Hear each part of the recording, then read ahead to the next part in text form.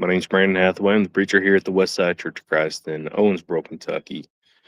And I want to thank you for joining me today as we open up the Bible and study the Word of God. Today we're in Ecclesiastes chapter 2. Ecclesiastes chapter 2. We're going to look at verses 24 and 25. As you take your time in studying this chapter, again, the preacher, son of David, Solomon, continues to go down his line of vanity. What's the point of life? What's the point of all the things that we are doing?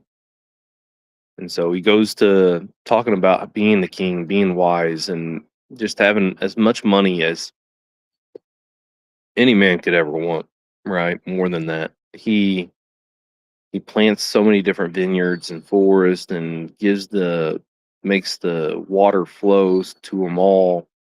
And he comes to a point of that's vanity too, because the wise and the fool are both going to die in verse 16.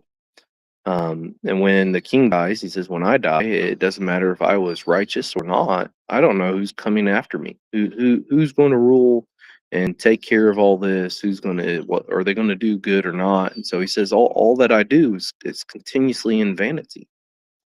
Again, that's why you have to read this all the way to the end, to those last few verses in chapter 12, serving God. But read these two verses. It kind of brings out a little bit of good and in this chapter here.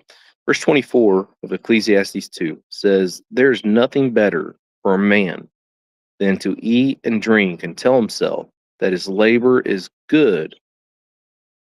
This also I have seen that it is from the hand of God. For who can eat and who can have enjoyment without him?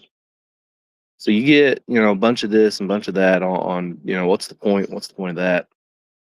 And he continues in that in verse 26. But here in 24 and 25, he does bring out, he's seen what is good for man. What is good for man is that if he does good work, he works hard, he labors, he provides for his family.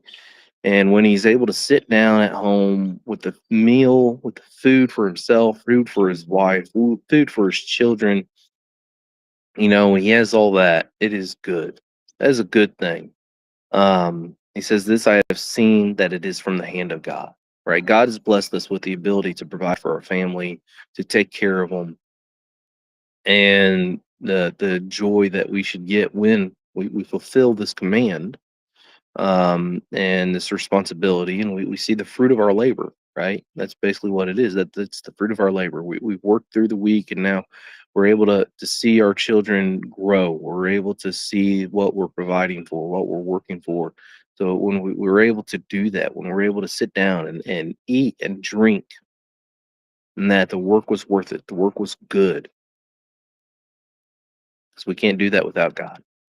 God is the one that has blessed us. God is the one that has allowed us to be able to use this earth of His to provide for the family, right? For the farmers out there, giving us the crops, and truck drivers driving it everywhere, and the labor that goes on so that we can have these vehicles. It's just, there's so much, and we need to give God thanks for it all.